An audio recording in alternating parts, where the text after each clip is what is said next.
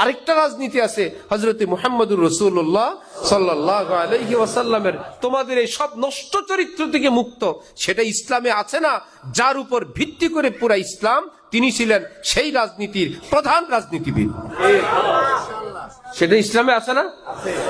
রাজনীতি নাই, এটাও ঠিক আছে। যেটা সমাজে প্রচলিত নষ্ট, এটা ইসলামে নাই। ঠিক পীর মুরিদি নাই যদি কেউ কোরআনে বলে কি উনি 3 জায়গায় ঘুরে আসছে, দেখে বেটা বেটি সব আগে বাবা ডাকায় নেই। পীর সাহেব আগে কি হয়ে যায়? তো বাবার সঙ্গে মেয়ের কোনো পদ্মা আছে? আগে পীরের সিস্টেম করে নেয়, পীর হইলেন বাবা, তো বাবার সাথে তো মেয়ের কোনো পদ্মা নেই। এই বেচারা শিক্ষিত বা সাধারণ মানুষ, নারী পুরুষ এটা তো হইতে পারে না।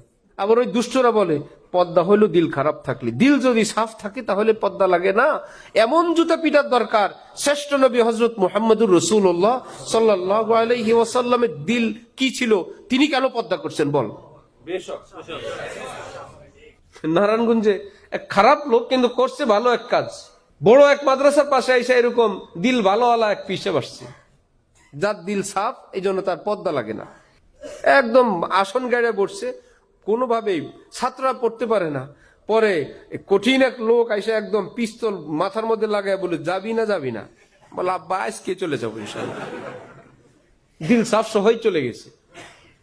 এরা থাকেই এরকম কোন ছত্র ছায়া, কেউ তাদেরকে শেল্টার দেয় এবং বলে আলেম ওলামাদের ঠিক না, যে যেভাবে ইসলাম পালন করে করবে, এটা তরিকত, এটা মারফত। শুধু হুজুরা বিরোধিতা করে নিজের স্বার্থে না, বিরোধিতা করে। হযরত ওমর যেরকম তামিমের দাড়িকে ডোরা লাগাইছিলেন যে আমার নবীর ইসলামের একটা টাচ লাগতে দিব না, প্রয়োজনে জিহাদ করব।